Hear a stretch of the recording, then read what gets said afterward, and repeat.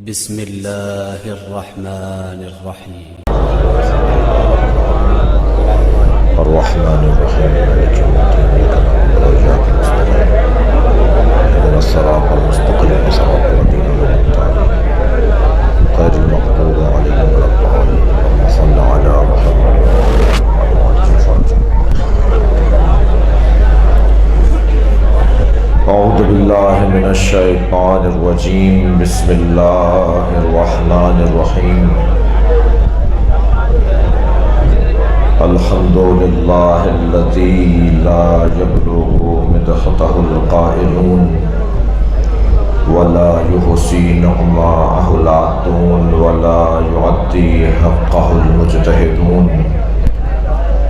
الذي ليس لصفته حد محدود ولا نعت موجود ولا وقت معدود ولا أجل ممدود فطر الخلائق بقدرته ونشر الرياح برحمته والصلاة والسلام على الرسول المسدد المصطفى الأمجد المحمود الأحمد سيدنا ومولانا ومولى الكونين جد الحسن والحسين وعاني أبا القاسم محمد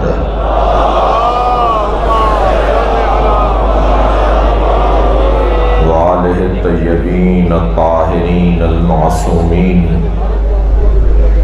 الذين قال الله إنما يريد الله ليذهب عنكم الرجس أهل البيت ويطهركم تطهيرا.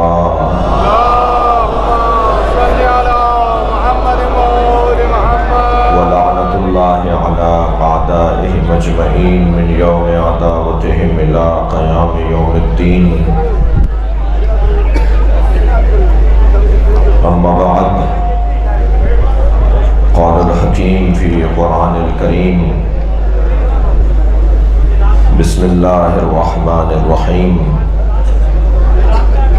والعصر إن الإنسان لفي خسر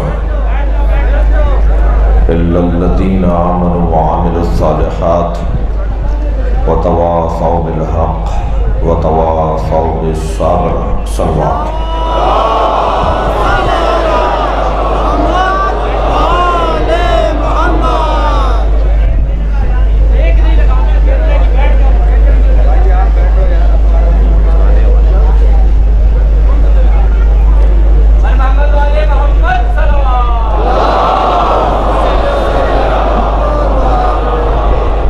سورہ مبارکہ والعصر.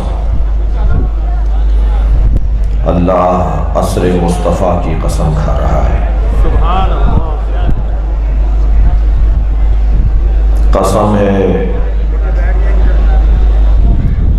نبی کے زمانے کی. میں قرآن پڑھ رہا ہوں، اگر آپ جو بٹھانا چاہ رہے ہیں وہ اگر خاموش ہو جائیں گے تو سب بیٹھ جائیں گے. انہیں خاموش کراؤ، انہیں خاموش کراؤ.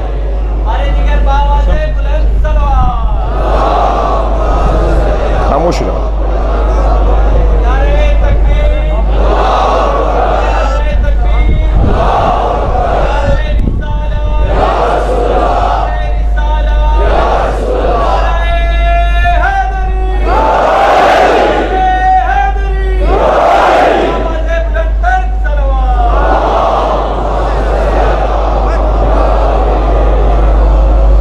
اذا قرئ القرآن فاستمعوا له. جب قرآن پڑھا جائے تو خاموش ہو جایا کرو. یہ حکم الہی ہے.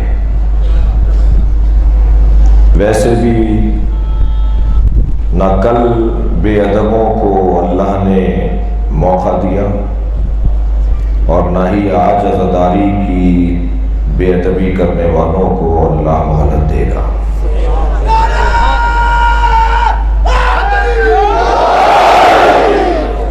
والعصر، قسم ہے عصر مصطفیٰ کی.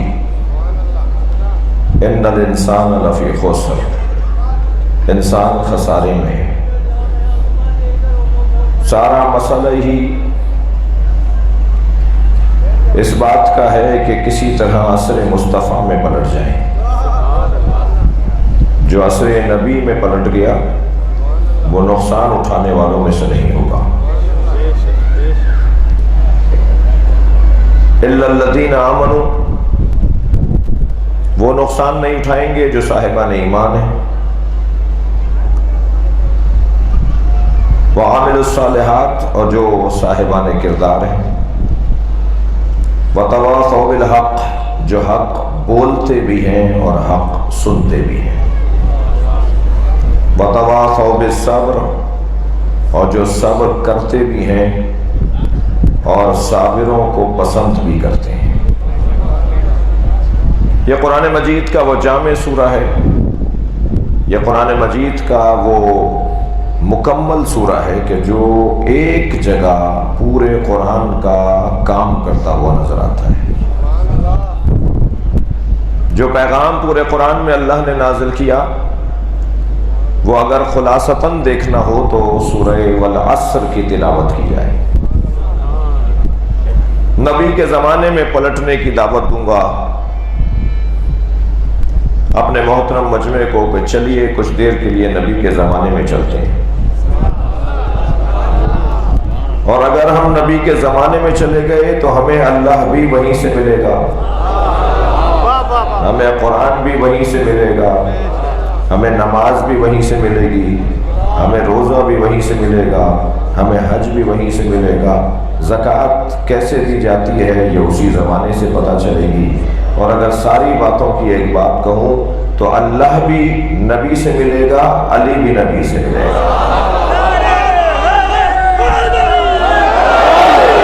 صحابہ کرام کی عظمت، مجاہدین فی سبیل اللہ کا مقام، بدریوں کا وہ مقام فضل، جنگ خیبر و خندق میں نبی کے ساتھ جہاد کرنے والوں کی عظمت، اور کیسے آج کے مسلمان کو رہنا چاہیے یہ ہمیں نبی کے زمانے سے ہی ملے گا. ہمیں پلٹنا ہے عصر مصطفیٰ میں. اور عصر مصطفیٰ 63 برس کی زندگی جو حیات ظاہری سرکار لے کر آئے. یوں تو وجود مبارک سرور کائنات 63 برس کے لیے نہیں تھا. یہ اس وقت بھی نبی تھے جب آدم کا وجود بھی نہیں تھا. اور یہ ذہن میں رہے کہ کنت نبیا وآدم بین الماء والطین، میں اس وقت بھی نبی تھا جب آدم آب و گل کی درمیانی کیفیت میں تھے. وعلی ولی، اور علی اس وقت بھی ولی تھا جب آدم آب و گل کی درمیانی کیفیت میں تھا. لہذا سرکار کی حیات طیبہ اور سرکار کا وجود نازنین تو کب سے ہے؟ جب مولا سے پوچھا گیا کہ کب سے ہے تو حضرت نے فرمایا کہ جب وقت نہیں تھا. لہذا یہ طے کرنا تو بہت مشکل ہے، مگر ہم تو سادہ سیدھے اور سامنے کی چیز دیکھنے والے لوگ ہیں نا، تو ہم پلٹیں گے اس 63 برس کی زندگی میں جو نبی مکرم کی حیات ظاہریہ ہے. عزیزان گرامی، سیرت کے 4 بنیادی اصول ہیں.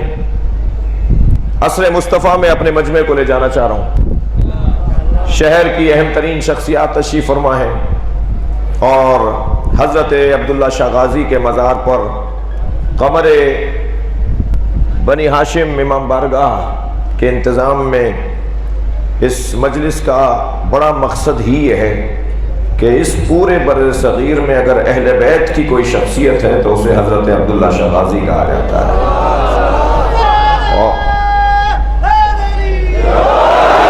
لہذا ان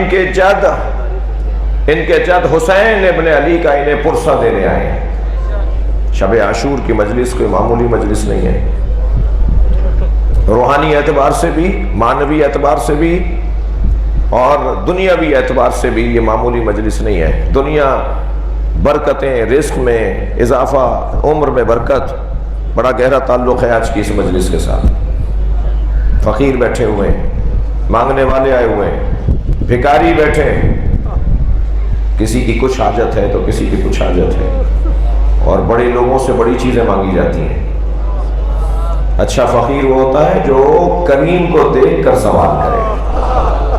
لہذا ذہن میں رہے کہ یہاں ہماری سب سے بڑی مقصدیت اس مجلس اعزا کی پرسہ ہے شب عاشور، امام حسین اور شہداء کربلا کی مصیبتوں کا، ان کے گھر کے ایک فرد کو۔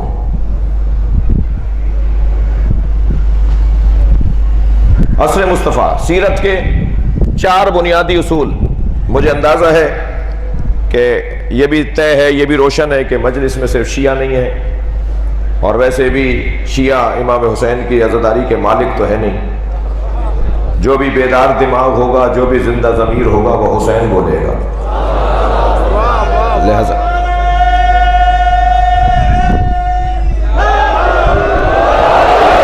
لہذا سیرت کے بنیادی 4 ستونوں کی طرف توجہ چاہوں گا، اور رات بھی آج جاگنے کی رات ہے، اس لیے آپ عجلت میں نہ رہیے گا کہ میں جلدی مجلس ختم کر دوں۔ البتہ بہت طویل گفتگو کا بھی ارادہ نہیں ہے۔ پہلا سیرت کا بنیادی اصول یہ ہے، کسی بھی کامیاب انسان کی کامیابی کے راز بتا رہا ہوں۔ بڑا آدمی قد سے نہیں ہوتا، بڑا آدمی فٹوں سے نہیں ناپا جاتا، انچی ٹیپوں سے انسان کا قد نہیں ناپا جاتا۔ وہ کون سے پیمانے ہیں جس پر انسان کو بڑا یا چھوٹا ناپا جائے گا، وہ بتانے جا رہا ہوں۔ اور میں عصر مصطفیٰ میں جا کر عصر عاشور تک پہنچنا چاہتا ہوں، تاکہ ہمیں کامیاب زندگی کے اصول اس زمانے سے مل سکیں۔ سب سے پہلا ستون سیرت دیکھا جائے اس بندے کا اپنے اللہ سے کتنا گہرا تعلق ہے۔ اس کے پاس سارے کاموں کے لیے وقت تو ہے، مگر کیا اس کے پاس اپنے اللہ سے بات کرنے کا وقت ہے؟ اپنے رب سے ملاقات کا ٹائم ہے؟ یا اپنے اللہ کو کتنا یاد کرتا ہے؟ اسے اپنے رب کا کتنا شکریہ ادا کیا ہے؟ کھا رہے ہو، اسی سے لے رہے ہو، تو ہمیں کم سے کم اسے یاد تو رکھنا ہے۔ جس کے پاس سب کے لیے وقت ہو مگر اپنے اللہ کے لیے وقت نہ ہو، اپنے رب کے لیے وقت نہ ہو، یہ ناکام انسان ہے، یہ چھوٹا آدمی ہے۔ اور چھوٹا پن تو ایسے ظاہر ہوتا ہے کہ جیسے جیسے یہ دنیا میں بڑا ہوتا چلا جاتا ہے، ایسے ایسے اس کی نمازوں میں فرق آنا شروع ہو جاتا ہے، ایسے ایسے اپنے اللہ کو بھلانا شروع کر دیتا ہے۔ وہ آدمی تو اچھا آدمی نہیں ہے کہ برے وقت میں تو یاد رکھے، اور جب وقت اچھا آ جائے تو اسے ہی بھلا دے جس نے اچھا وقت دیا ہو۔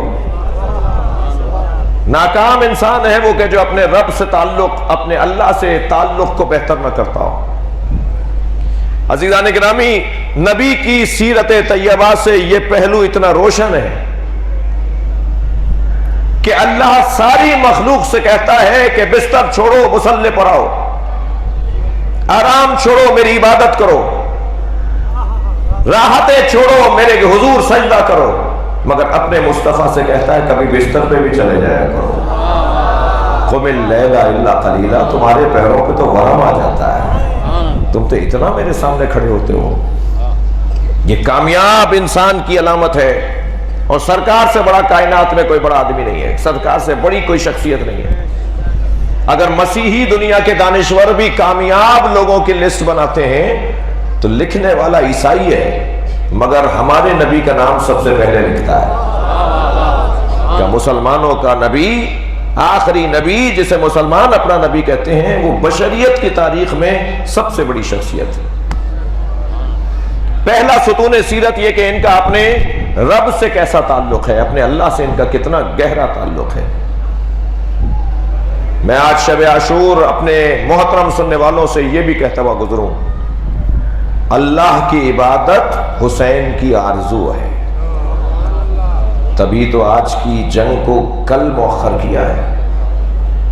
جنگ تو شروع ہو گئی تھی 9 محرم کو، پہلا تیر تو عمر سعد نے پھینک دیا تھا، جنگ کا طبل بجا دیا گیا تھا، مگر سلام ہو مولا حسین کے انتظام کو کہ آپ نے مولا عباس سے فرمایا جاؤ 1 رات کی مہلت لے کر آؤ، ہمیں 1 رات اور اللہ کی عبادت کرنی ہے۔ یہ پیار ہے حسین کا اپنے رب کے ساتھ بات کرنا۔ ساری رات حسینی خیموں سے ذکر الہی کی آواز آ رہی تھی، کوئی قرآن پڑھ رہا تھا، کوئی تسبیح پڑھ رہا تھا، کوئی تکبیریں بلند کر رہا تھا، کوئی سجدے طویل کر رہا تھا، کوئی مسلسل رکوع کی کیفیت میں تھا، اور ایسی آواز آ رہی تھی کہ طے کرنا مشکل تھا کہ کون سی آواز کس کی ہے۔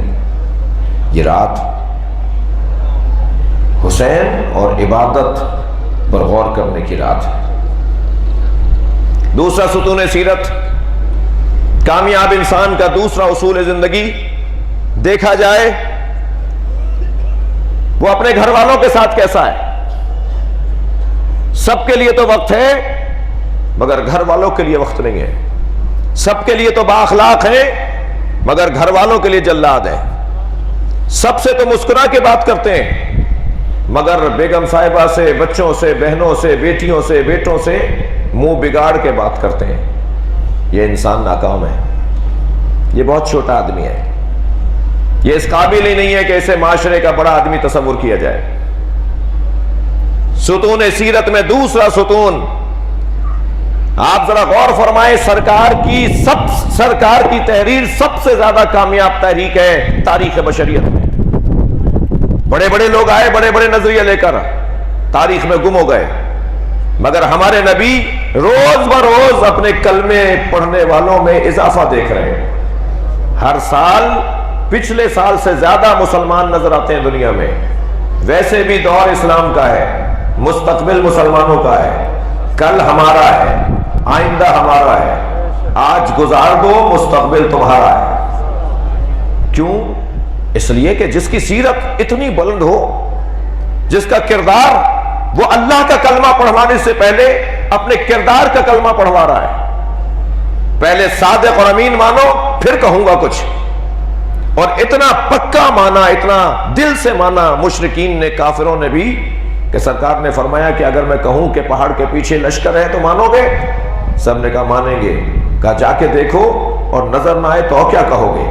کہنے لگے ہم یہ کہیں گے ہماری آنکھیں دھوکہ کھا رہی ہیں، محمد جھوٹ نہیں بولتا۔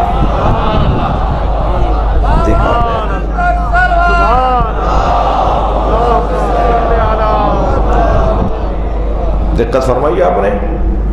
سرکار کی سیرت کا دوسرا اصول وہ ہے گھر والوں کے ساتھ اچھا اخلاق ہونا۔ خدا کے واسطے آج میں شب عاشور کی مجلس میں نبی کے کلمہ پڑھنے والوں سے اتنا کہوں گا، طے کر کے اٹھو، کربلا رشتوں کی پاسداری کا نام ہے، کربلا رشتوں کی تہذیب کا نام ہے۔ ایک بیٹے کو باپ کے ساتھ کیسا ہونا چاہیے، ایک بہن کو بھائی کے ساتھ کیسا ہونا چاہیے، ایک زوجہ کو شوہر کے ساتھ، ایک شوہر کو زوجہ کے ساتھ۔ اگر جناب رباب نے وفاداری کی مولا حسین سے تو حسین نے بھی جناب رباب کو امر کر دیا، فرمایا مجھے وہ گھر اچھے لگتے ہیں جن گھروں میں رباب اور سکینہ نامی عورتیں ہوتی ہیں۔ قیامت تک رباب رباب بن گئی، زوجہ ہے حسین ابن علی کی۔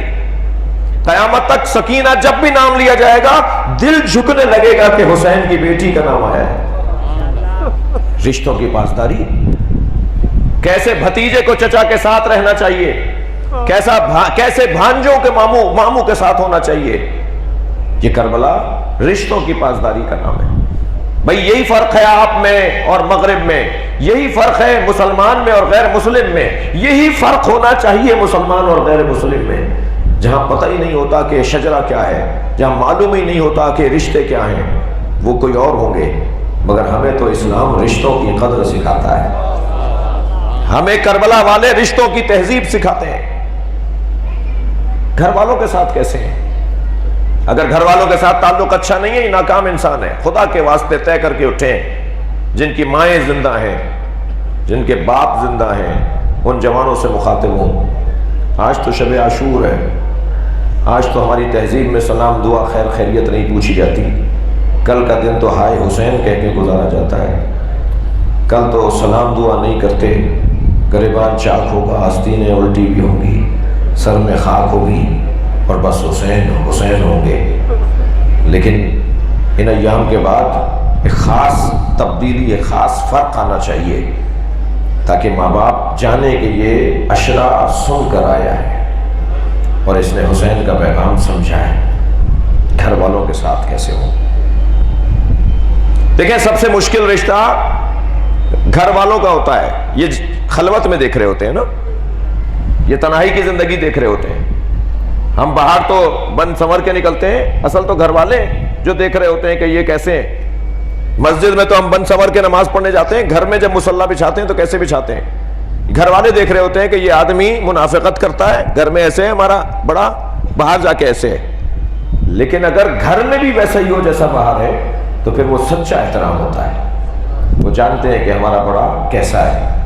سب سے مشکل رشتہ زوجہ کا رشتہ ہے، بہت دیر سے مانتی ہے اپنے شوہر کو، وہ ڈاکٹر کی بیوی ہو، وہ انجینئر کی بیوی ہو، وہ مولانا کی بیوی ہو، بہت دیر سے مانتی ہیں۔ کمال ہے مصطفیٰ کا، کمال ہے نبی مکرم کا، اعلان نبوت کر رہے ہیں تو سب سے پہلے زوجہ کلمہ پڑھ کر بتا رہی ہے کہ میرا نبی سچا نبی ہے۔ سب سے پہلے علی پیچھے نماز پڑھ کر بتا رہے ہیں کہ میرے بھائی سچا نبی ہے۔ یہ دوسرا ستون سیرت ہے۔ تیسرا ستون سیرت سرکار دو جہاں کا کیا ہے؟ وہ یہ ہے کہ اپنے دشمنوں کے ساتھ کیسے تھے۔ دوستوں کے ساتھ اچھا ہونا کون سا کمال ہے؟ صلوات پڑھ لیں محمد و آل محمد۔ کمال تو یہ ہے کہ دشمنوں کے ساتھ ہمارا وہ رویہ ہو کہ دشمن بھی کہے کہ دشمنی ہو تو پھر ایسی ہو۔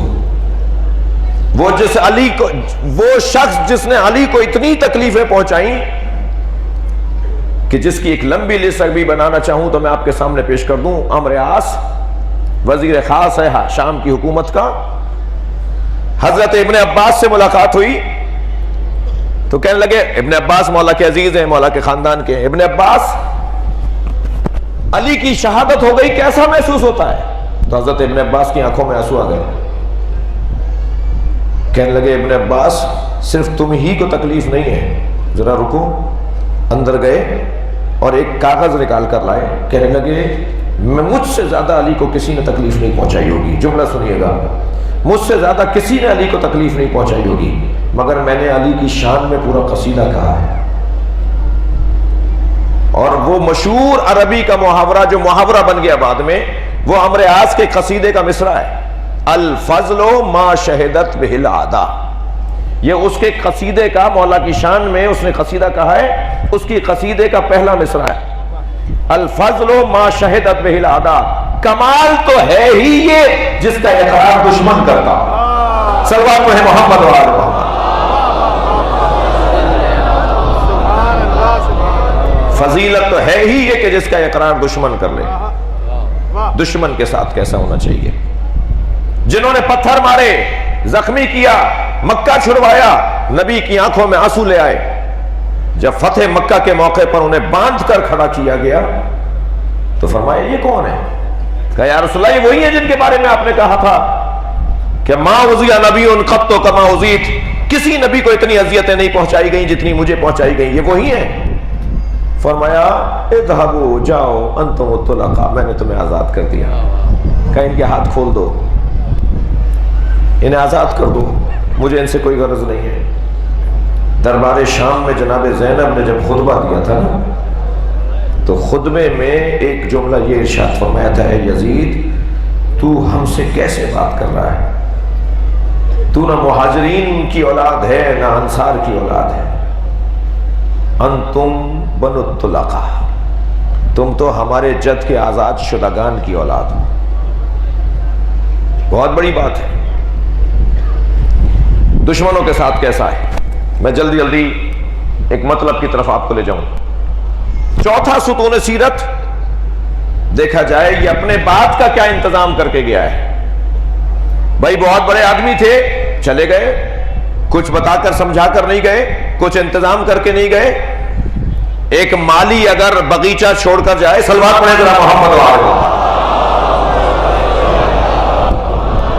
اس سے بلند اور بہتر صلوات آخر تک پڑھیں گے۔ ہزاروں کا مجمع اس سے بہتر صلوات پڑھیں گے۔ حضرت حضرت عبداللہ شاہ غازی کی قبر تک آواز جائے، بلند تر صلوات پڑھیں ماشاءاللہ۔ ایک اور ایسی ہی صلوات پڑھیں۔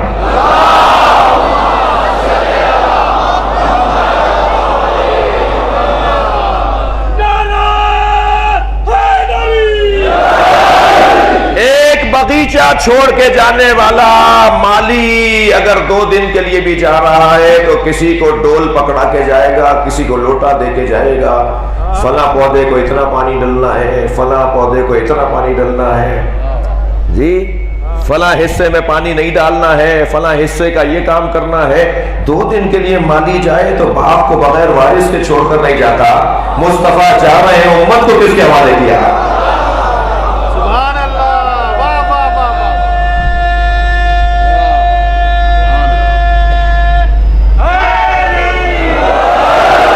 کامیاب ترین انسان وہ ہے جو اپنے بات کا بھی انتظام کر کے جائے۔ کس کو چھوڑ کر گئے؟ کسے بڑا بنا کر گئے؟ کہنے لگے کسی کو نہیں۔ اس سے زیادہ حقیقت سے آنکھیں بند کرنا کچھ اور ہوگا؟ جی کسی کو نہیں چھوڑ کر گئے۔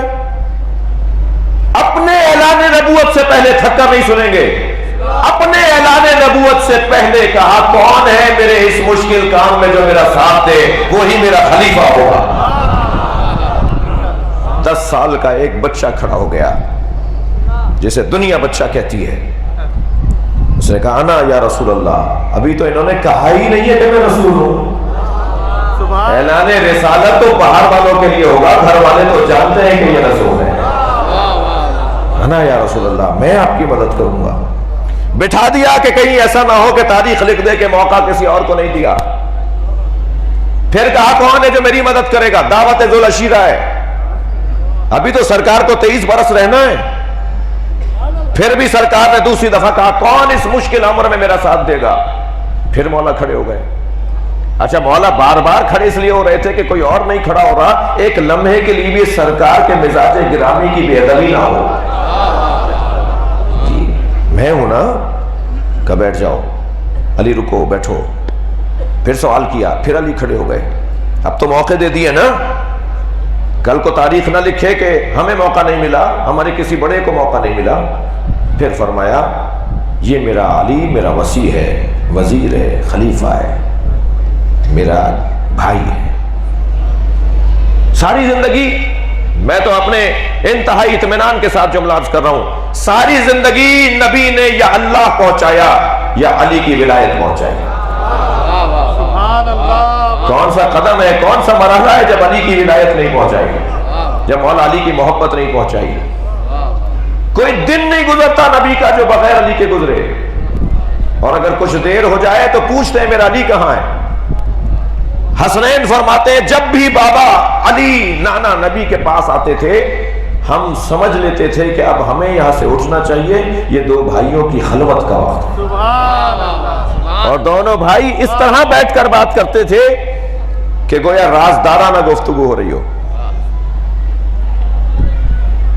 اللہ نے حکم دیا یہ پرندہ میں آسمان سے بھیجنا ہوں، یہ تمہارے ساتھ وہ کھائے گا جو تم جیسا ہے۔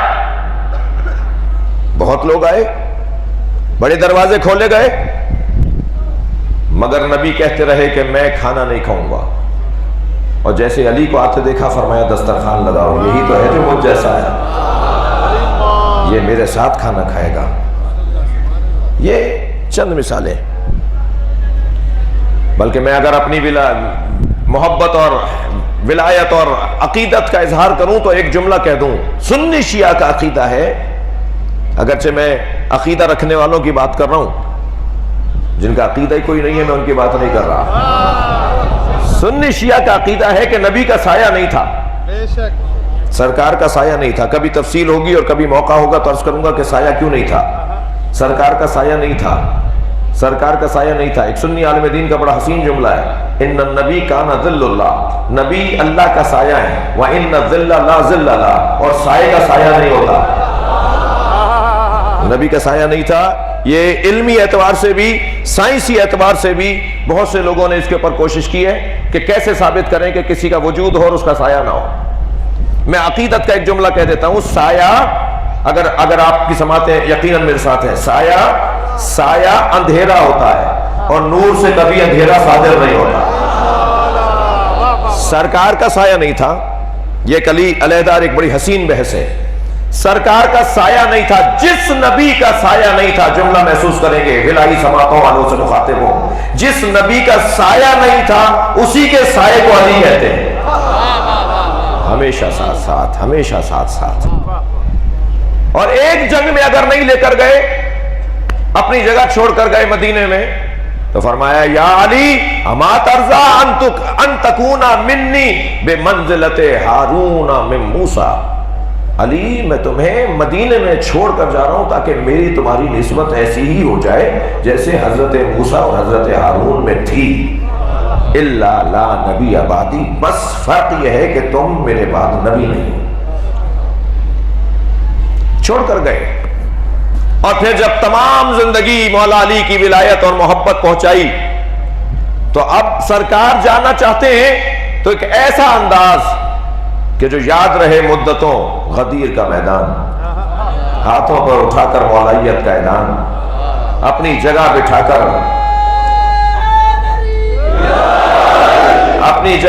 کر سرکار نے بیعت لی ہے مولا کائنات کی۔ کہا میرے سامنے سے سلام کرو، السلام علیکہ یا امیر المومنین۔ نبی نے اپنے سامنے سب سے امیر المومنین کہلوا کر سلام کروایا، یہ بیعت لی۔ خواتین نے بھی بیعت کی، نہیں روکا کریں مجلس کے اندر، نماز کے اندر، جمعے کے اندر، حج کے اوپر برابر کا حصہ ہے خواتین کا۔ سرکار نے غدیر کے میدان میں 1000 حاجیہ عورتوں سے مولا علی کی بیعت لی، اور طریقہ کیا تھا؟ مرد تو ہاتھ پر ہاتھ رکھ کر کہتے تھے نا سلام ہو امیر المومنین آپ کو، عورتوں کے لیے ایک بڑے ظرف میں پانی رکھا گیا، مولا علی نے ظرف میں پانی میں ہاتھ رکھا اور اس طرف سے ایک عورت ہاتھ ڈالتی تھی پانی میں اور علی کو امیر المومنین کہہ کے سلام کرتی تھی، اور وہ آگے بڑھ جاتا۔ صلوات پڑھنے مولا کی ذات۔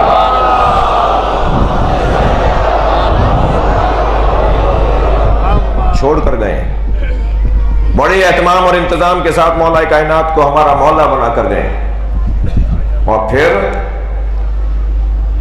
مباہلے میں تو ایسے ہمیں پنجتن سمجھا کر گئے کہ حسین کو گود میں لیا ہوا ہے، حسن مولا کی انگلی پکڑی ہوئی ہے، انہیں انگلی پکڑائی ہوئی ہے، جناب زہرا ان کے پیچھے ہیں، مولا علی سب سے آخر میں۔ میں نے یہاں تک آپ کو لانا تھا، حسین منی وانا من الحسین۔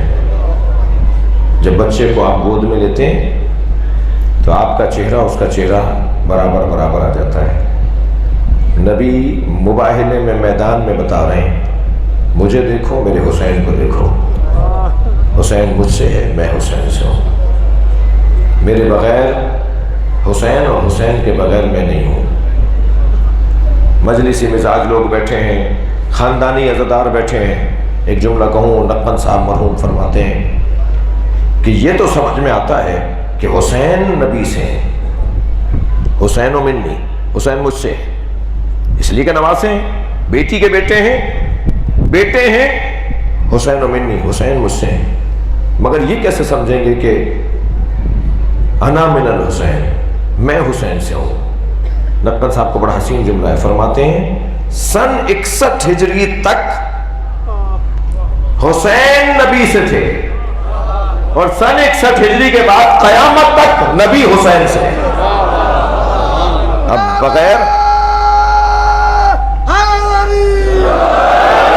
اگر بغیر حسین کے کوئی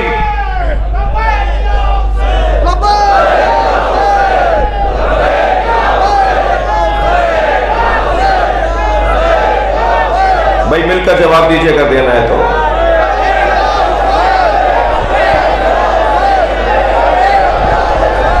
صلوات ہدیہ کر دیں گے محمد و آل محمد۔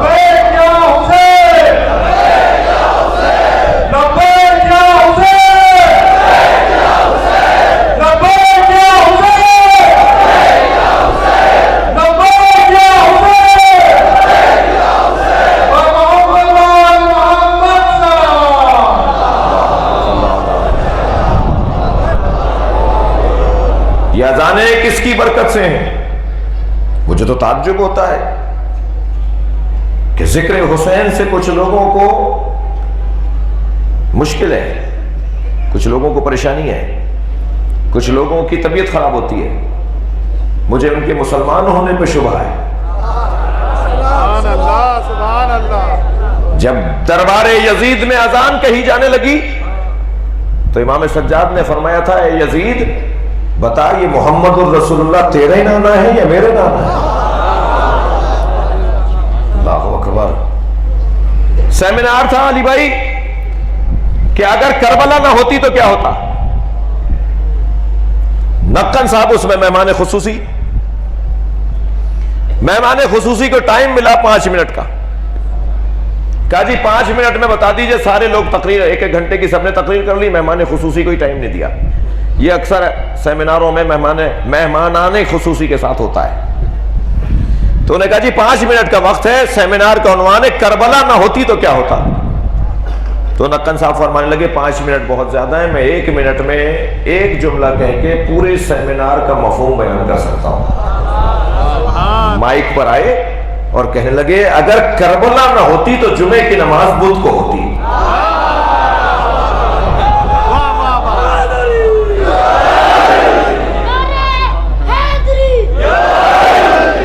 سمجھ رہے ہیں میرے بچے اور جوان کہ میں کیا کہہ رہا ہوں. یہ ایسا مذاق کر رہے تھے شریعت کے ساتھ. انہیں جمعے کے دن سفر پر جانا تھا، جمعے سے پہلے جمعے کے دن یہ اپنے وطن میں نہیں تھے.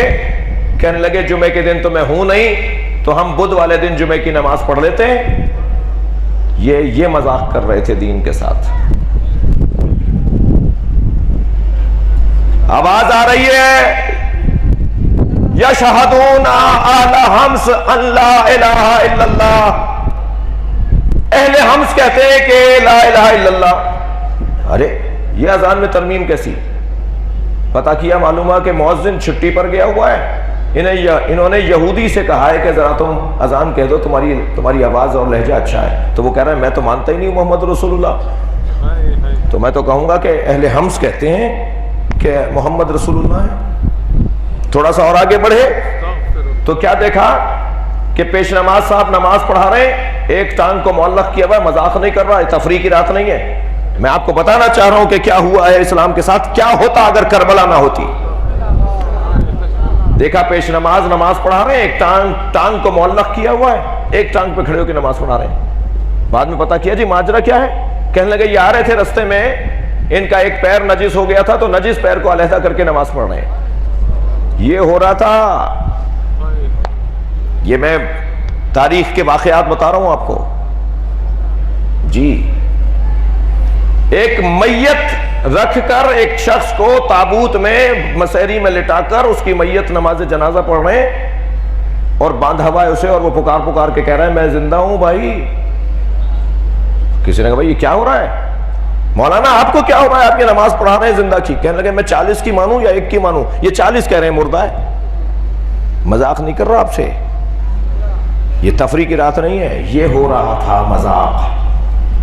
نہیں ہوا آپ کے افغانستان میں ابھی پچھلے دنوں ایک جنازہ لے جا رہے تھے، روکا دکھاؤ کون ہے. دیکھا چہرہ کھولا تو داڑھی موٹا تھا. کہنے لگے پہلے اس کے 80 کوڑے مارو، سزا لگاؤ، اس کو جہد لگاؤ. اس مردے کو 80 کوڑے مارے داڑھی کاٹنے پر. یہ ہے دین کے ساتھ مذاق.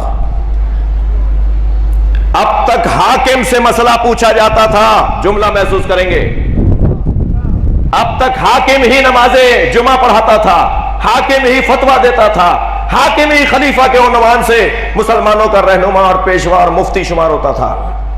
حسین نے شریعت کو اور حکومت کو علیحدہ کر دیا. خبردار، ضروری نہیں ہے جو حاکم ہے وہ تمہیں دین بھی بتائے. دین ہم اہل بیت بتائیں. سبحان اللہ. مل کر جواب دیں.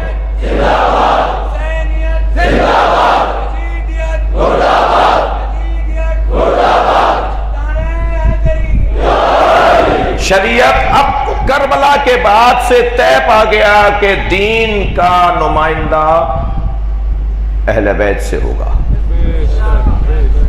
مسئلہ یہ بتائیں گے، شریعت یہ سمجھائیں گے.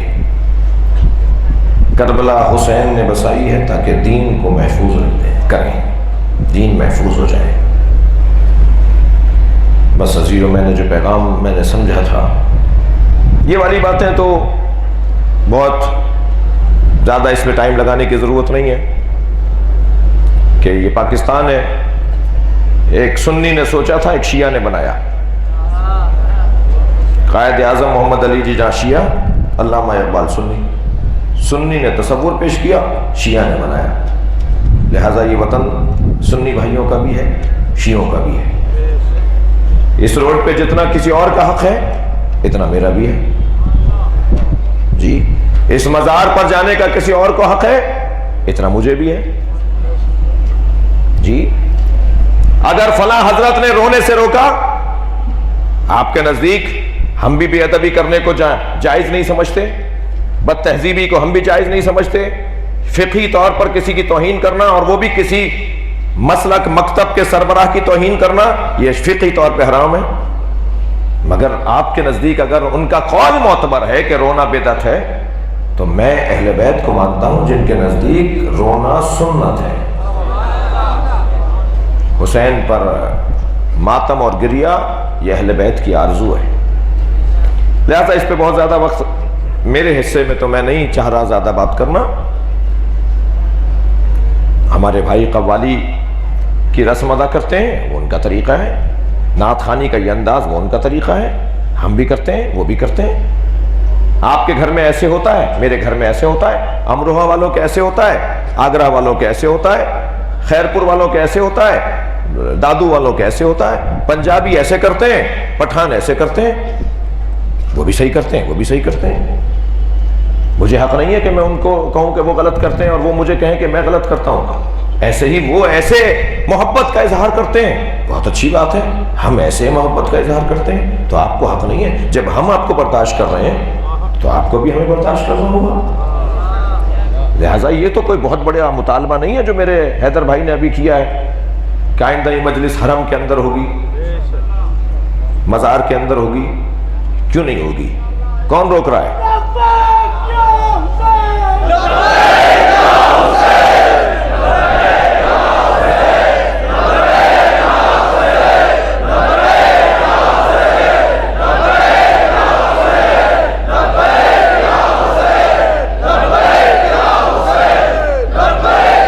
بلند تر صلوات پڑھیں گے محمد وآلہ۔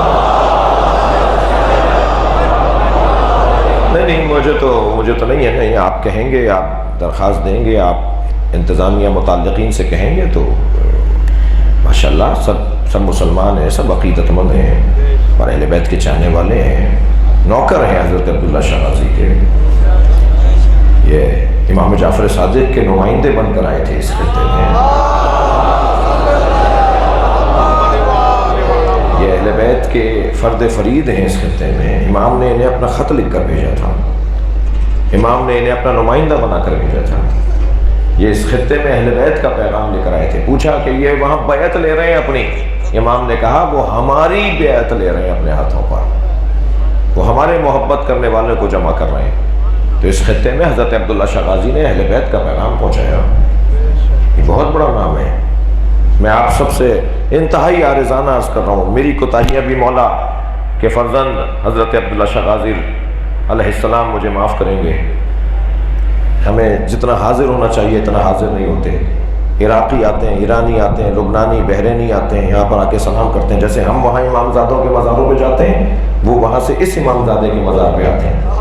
یہ امامزادے ہیں، لہٰذا ہمیں ان کی بارگاہ میں حاضر ہونا چاہیے۔ اور میں آپ سے گزارش کروں، مستجاب الدعوہ شخصیت، دعائیں قبول ہوتی ہیں۔ ویسے بھی اللہ مصیبتوں کے بدلے میں عظمتیں عطا کرتا ہے۔ انہیں غربت میں مارا گیا تھا، انہیں بے وطنی میں مارا گیا تھا، یہ شہید ہیں۔ میں تاریخ حضرت عبداللہ شاہ غازی کسی اور موقع پہ آپ کے سامنے عرض کروں۔ آج شب عاشور ہے، چلیے ذرا کربلا چلیے اور اپنی گریے کی صدائیں حضرت عبداللہ شاہ غازی کی قبر تک پہنچائیے، اور جب آپ کی آوازیں بلند ہوں گی تو یہ بھی آپ کے ساتھ اپنی آواز ملائیں گے، اور پھر ان کے گریے کی صدا کربلا پہنچے گی۔ حسین خیموں کے درمیان سے گزر رہے ہیں. ہر خیمے سے تسبیح، تحلیل، عبادت، قرآن کی تلاوت کی آواز آ رہی ہے. رات کا پہلا حصہ جب مکمل ہوا، جس میں اس وقت ہم ہیں، جس میں عبادت الہیہ، درمیان کا حصہ مکمل ہونے کے بعد جب دوسرا حصہ شروع ہوا اور فجر سے کچھ پہلے کا وقت تھا تو امام پھر خیموں کے درمیان سے گزرے تو آواز آئی. ایک ماں چولہا چلاتے ہوئے کہہ رہی تھی، اے علی اصغر، تم تو گھٹنیوں بھی نہیں چل پاتے ہیں، کل اپنے بابا پہ اپنی جان کیسے قربان کرو گے؟ امام کی آنکھوں میں آنسو آ گئے. اے رباب، تیرے بچی کی قربانی ساری قربانیوں پر غالب ہوتی ہے. علی اصغر تو سب سے آگے کھڑا ہوگا. کربلا میں قربانیاں بہت ہیں، مگر جتنی بڑی قربانی حضرت علی اصغر کی ہے. آپ لوگ جب اہم ترین کوئی کاغذ بناتے ہیں، تحریر لکھتے ہیں، تو تحریر کے آخر میں جا کر مہر لگاتے ہیں، اور مہر بہت چھوٹی ہوتی ہے اور آخر میں لگائی جاتی ہے. امام حسین نے جو تحریر صداقت اسلام بنائی نا، اس کے اوپر مہر علی اصغر کی لگائی ہے، اور اسے ایسا مستند بنا دیا کہ اب قیامت تک علی اصغر کی قربانی اس چھوٹے سے بچے نے کیا کیا تھا، اس دودھ پیتے بچے نے کیا کیا تھا. آج بھی اتنی مدت گزرنے کے بعد جب علی اصغر کا ذکر آتا ہے نا، تو اہل دل کے دل کی دھڑکنوں میں اضافہ ہو جاتا ہے. بر صغیر کے ہندو غیر مسلم وہ علی اصغر کو یاد کرتے ہیں. میرے ایک مولانا دوست یہ تھر میں مجلس پڑھنے گئے، کہنے لگے مولانا 9 محرم تک 5 آدمی مجلس میں آ رہے تھے. مجھے جن صاحب نے بھیجا تھا، مجھے ان کو سوچ سوچ کے ان پر غصہ آ رہا تھا کہ مجھے ایسی جگہ بھیجتے جہاں لوگ تو ہوتے ہیں مجلس سننے والے. کہنے جب 9 محرم آئی نا اور میں پہنچا وہاں جہاں مجلس روزانہ پڑھنے جاتا تھا، اتنا بڑا مجمع بیٹھا ہوا تھا. مجھے تعجب ہوا کہ یہ لوگ کون ہیں. کہا یہ مجلس میں آئے. کہا یہ کل تک کیوں نہیں آئے؟ کیا تمہیں نہیں پتا یہ ہندو برادری ہے اسی تھر کے اندر. اور کہنے لگے میں مسائب پڑھنے بیٹھا، مجلس پڑھنے بیٹھا تو ایک ہندو عورت کھڑی ہو گئی، کہنے لگی بابا حسین کے علی اصغر کے مسائب پڑھو. تو میں نے حضرت علی اصغر کے جب مسائب پڑھے تو مجمع میں سے جھولے اٹھنا شروع ہو گئے جو نظر نہیں آ رہے تھے، مجمع میں لیے بیٹھے ہوئے تھے لوگ. سلام ہو اس ماں پر. عزیزانو، آج میں نے ایک جگہ مسائب پڑھے، مجھ سے جملہ نہیں ہو پائے گا. مجلس میں خواتین بھی بیٹھی ہیں اور گودیوں میں بچے بھی ہیں اور گھروں میں بچے بھی ہیں. آپ لوگ بھی صاحبان اولاد بیٹھے ہوئے ہیں. مجھے نہیں پتا کہ شام غریبہ میں پانی کہاں سے آیا. اجرکم اللہ، اجرکم اللہ. جو رونے کے لیے آمادہ ہے توجہ کریں گے میرے جملوں پر. مجھے نہیں پتا کہ شام غریبہ میں کھانا کہاں سے آیا، مگر مقتل نے لکھا ہے کہ حسین کی شہادت کے بعد شام غریبہ میں پانی آیا اور امام سجاد نے جناب زینب سے کہا پھوپھی اماں سب بچوں کو پانی پلائیے، ساری بیویوں کو پانی پلائیے. اور جو بیوی پی نہیں رہی تھی خود جا کر امام سجاد فرماتے تھے بیوی میں تم سے کہہ رہا ہوں پانی پی لو، اس لیے کہ زندگی بچانی ہے. یہ 3 دن کے پیاسے ہیں. پانی آیا، میرے مولا سجاد نے ساری بیویوں کو پانی پلوایا. عزاداروں، ممبر کا ادب مانے ہیں، میں تفصیل میں نہیں جاؤں گا. آپ سب سمجھدار لوگ بیٹھے ہیں، صاحبان اولاد لوگ بیٹھے ہیں. ساری بیویوں نے پانی پیا، جناب رواب نے بھی پیا. آدھی رات گزری تو جناب زینب کے برابر میں آ کے بیٹھی اور کہنے لگی مجھے علی اصغر یاد آ رہا ہے، میرے بچے کو بھوکا مار دیا. اجرکم اللہ، اجرکم اللہ. آوازیں بلند ہیں، اللہ اجر و ثواب عطا کرے گا. اپنی آوازوں کو آزاد کریں. حضرت عبداللہ شاہ غازی کو پرسہ دینا. انشاءاللہ یہ قمر بنی ہاشم امام بارگاہ بھی مکمل ہوگا اور انشاءاللہ پرسہ آئندہ سالوں میں اور بہتر انداز سے ہوگا. رب آپ تمہارے بچے کی قربانی تو ساری قربانیوں پر غالب ہو.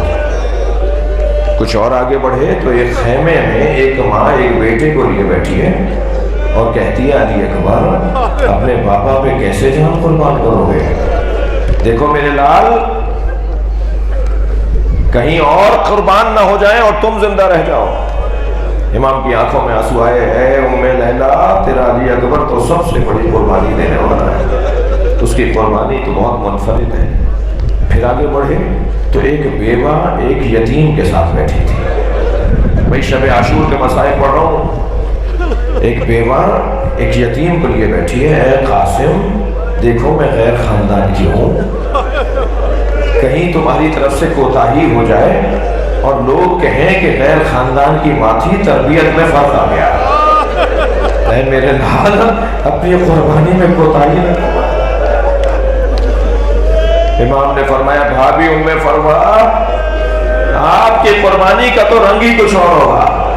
رونے آئے ہیں نا، 2 لاشیں ہیں جو پامال ہوئے ہیں کربلا میں 2 لاشیں ہیں جو پامال ہوئے ہیں، ایک حسین کا لاشا، ایک قاسم کا لاشا۔ مگر رونے والوں فرق بتاؤں دونوں میں کیا ہے؟ ایک زندگی میں پامال ہوا ہے، ایک شہادت کے بعد پامال ہوا ہے۔ امام حسین کا بدن مبارک گھوڑوں کی ٹاپوں سے پامال کیا گیا، گھوڑوں کو دوڑایا گیا، مگر حسین کی شہادت کے بعد اور قاسم زندگی میں پامال ہوئے۔ جب گھوڑے یہاں کے وہاں اور وہاں کے یہاں دوڑنے لگے نا تو ایک ہی آواز گونج رہی تھی، چچا بچائیے، چچا مجھے مدد کیجیے، چچا میرے پاس آ جائیے۔ اور جب حسین پہنچے تو بدن اتنا لمبا ہو گیا تھا۔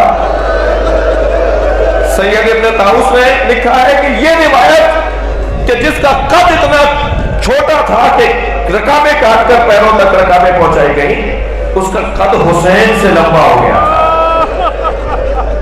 اور وہ جو مشہور روایت ہے کہ بدن کے ٹکڑے ٹکڑے ہو گئے تھے۔ اجرکم اللہ، اجرکم اللہ، تکلف کر کے نہیں روئیں گے، سب عزادار بیٹھے ہوئے ہیں۔ عزادارو حسین کچھ اور آگے بڑھے تو ایک ماں ہے جو دائیں بائیں 2 بچوں کو لیے بیٹھی ہے، اور وہ ماں نام سنیں گے، وہ علی کی بیٹی زینب ہے۔ اولو محمد دیکھو کل ماموں پہ جان قربان کرنی ہے۔ اجرکم اللہ، اجرکم اللہ، آوازیں بلند ہیں، اجرکم اللہ۔ امام حسین کی آنکھوں میں آنسو آ گئے۔ عزادارو یہ رات گزر گئی، کل کا دن آ گیا، بس 2 مقتل کی روایتیں سن لیجئے۔ حسین کربلا میں اکیلے ہو گئے۔ جب علی اصغر کا لاشا بھی دفنا چکے نا تو کوئی نہ تھا جو حسین کی مدد کرے۔ اب کربلا کے میدان میں حسین مولا اترے ہیں، رجز پڑھائے میرے مولا نے، دشمن کو مخاطب کر کے کہا کہ وہی ہے جو آئے اور میرے بدن کے ٹکڑے ٹکڑے کرے۔ یہ کہہ کر حسین میدان کربلا میں اترے ہیں۔ 6 مہینے کے سفر سے لوٹنے والا ایک مسافر کوفے میں داخل ہوا، نام عبداللہ ابن عفیف ازدی ہے۔ جب کوفے میں داخل ہوا تو دیکھا دکانیں بند ہیں، بازار بند ہیں، کوئی مرد نظر نہیں آ رہا، کوئی چہل پہل نہیں ہے۔ سوچتا ہوا گھر میں داخل ہوا کہ آخر کوفے والے کہاں چلے گئے۔ بیٹی نے بڑھ کر استقبال کیا، بیٹا یہ کوفے والے کہاں چلے گئے؟ کہا بابا جلدی گھوڑا تیار کیجئے، کچھ فاصلے پر ایک بیابان ہے جسے کرب و بلا کہتے ہیں، وہاں ایک باغی نے خروج کیا ہے، اور حاکم وقت کا اعلان ہے کہ اگر کوفے کا کوئی مرد اسے مارنے نہ گیا تو پھر سزا کے طور پر اسیر کیا جائے گا اور اسے قتل بھی کیا جا سکتا ہے۔ بابا کہیں مخبری نہ ہو جائے کہ آپ گھر میں رہ گئے تھے۔ عبداللہ نے کہا وہ باغی کون ہے، اس کا نام کیا ہے؟ کہا بابا نام نہیں بتایا جا رہا، کہہ رہے بس مارنے جاؤ۔ کہتا ہے مجھے نہیں مجھے سمجھ میں نہیں آیا باغی کون ہے جسے مارنے لے جا رہے ہیں اور ہمیں پتہ بھی نہیں ہے۔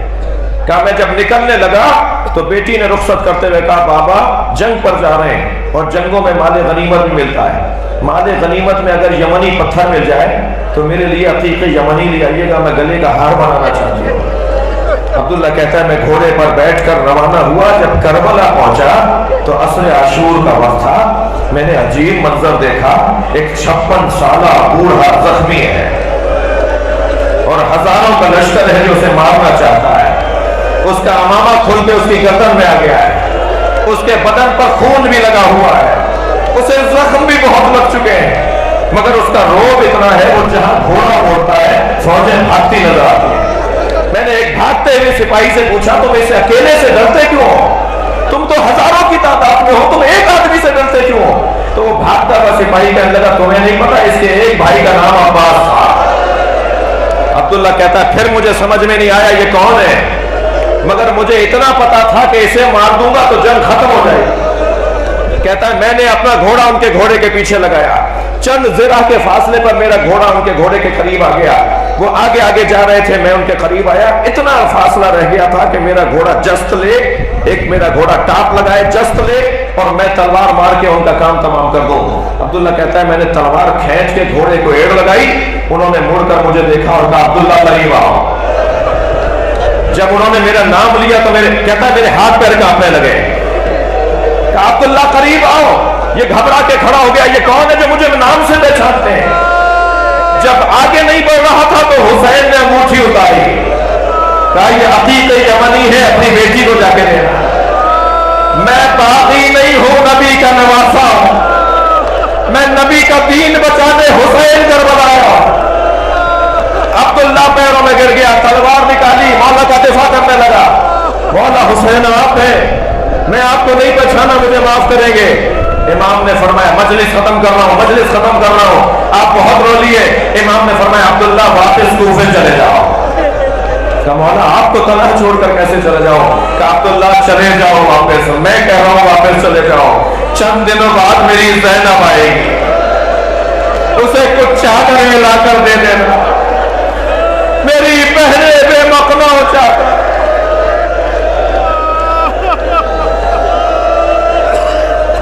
अल्लाह लअनतुल्लाह फसयअलमुल्लज़ीना ज़लमू अय्युमुनक़लबिन या हुसैन।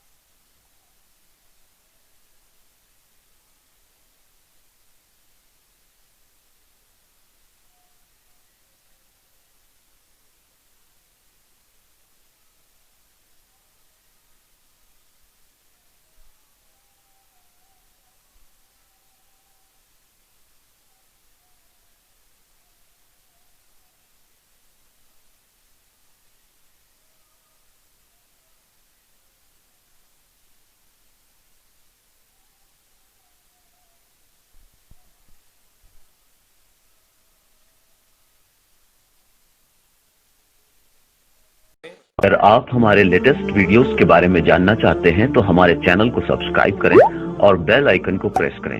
शुक्रिया।